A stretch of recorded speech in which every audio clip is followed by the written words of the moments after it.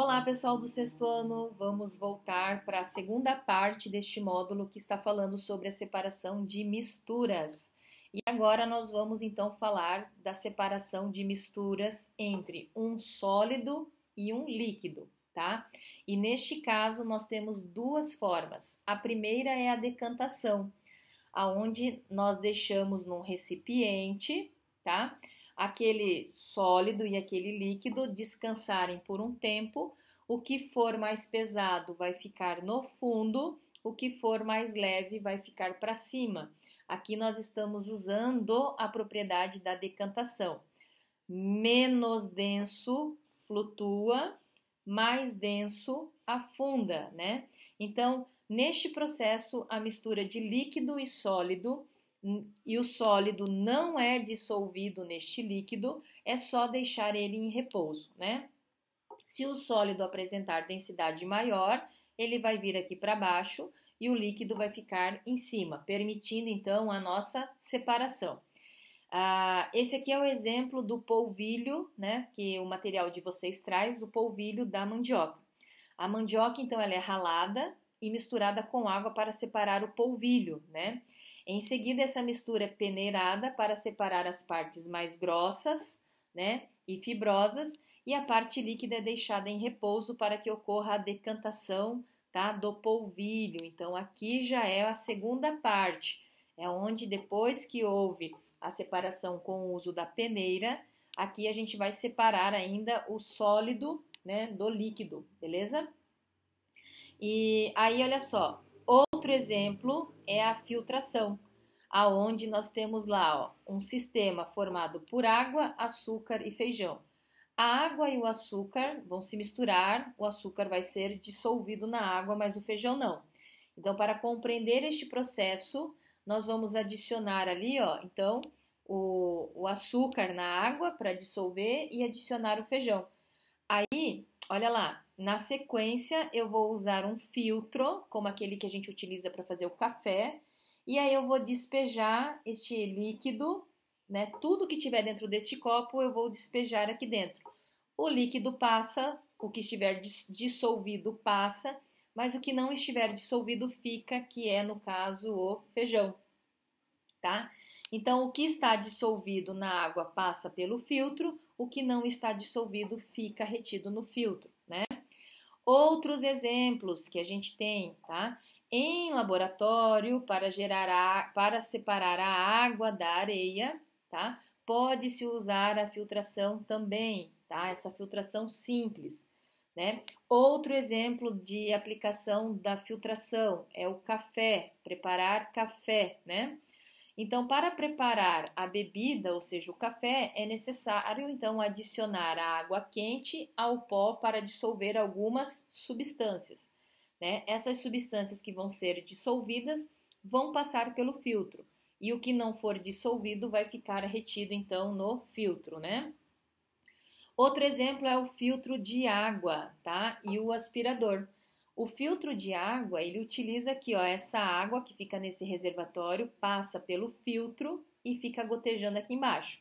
O que estiver dissolvido passa com a água, o que não estiver dissolvido fica retido.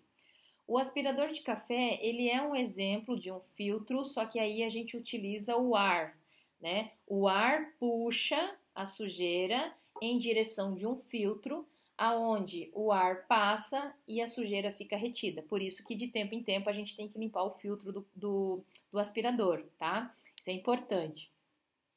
E aí, na sequência, nós temos aqui, ó, tipos de filtro. Nós temos o filtro de pano, o filtro de papel, tá?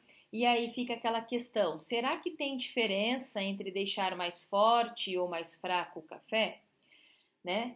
Fica aí a questão se vocês quiserem testar em casa, mas lembrem-se, vai mexer com água quente sempre com o auxílio de um adulto, tá?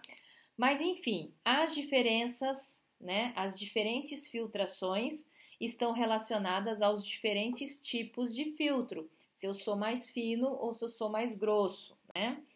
Nós tivemos um exercício no material de vocês que simulou um filtro, né?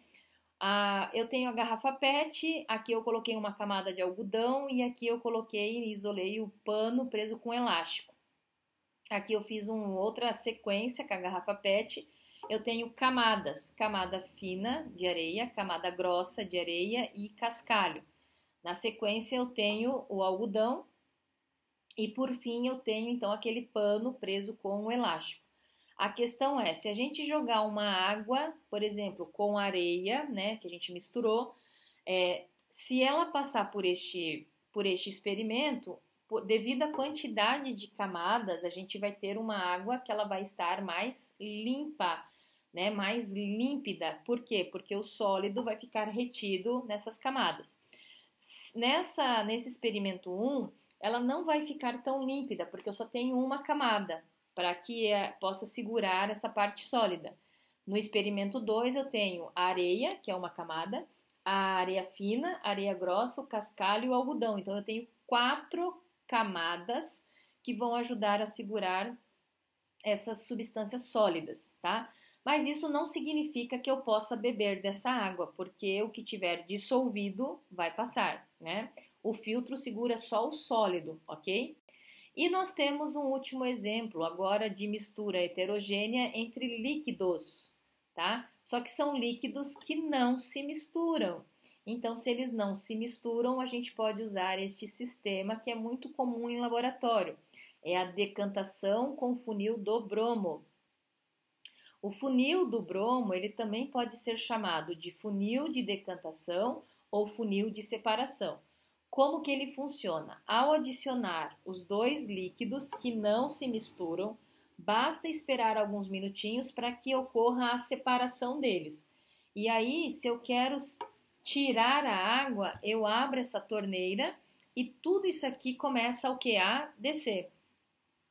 Quando o óleo chegar, né, rente à torneira, a gente fecha a torneira e aí eu tenho a separação, né, da água com o óleo, tá? Então essa separação é realizada por meio da abertura cuidadosa, tá? Da torneira do funil, tá? Então é isso que a gente tem que tomar cuidado. Pessoal, o que eu queria falar nesse segundo vídeo era isso e eu vou aguardar vocês aí numa próxima oportunidade. Tchau, tchau!